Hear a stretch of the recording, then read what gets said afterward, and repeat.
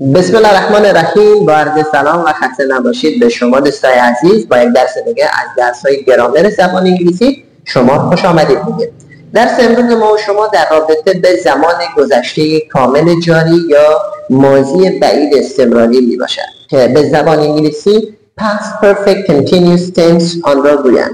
خب ساختار یا فرمول زمان گذشته کامل جاری: subject plus add plus been plus verb ing plus object plus adverb of place plus adverb of time.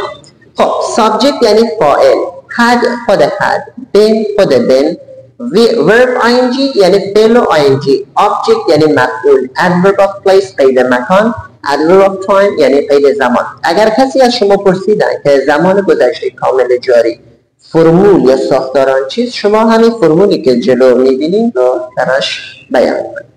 یا میگیم فاعل جمع had، جمع been، جمع verb ing یا فعل ing، جمع مفعول، جمع قید مکان، جمع قید زمان.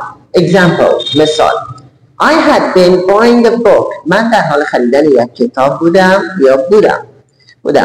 I had not been buying a book. من در حال خریدن یک کتاب نبودم. Had I been buying a book? آیا من در حال خریدن یک کتاب بودم؟ Had not I been buying a book? آیا من در حال خریدن یک کتاب نبودم؟ و این بود دوستای عزیز تعریف فرمول ساختار زمان گذشته کامل جاری یا ماضی بعید استمراری.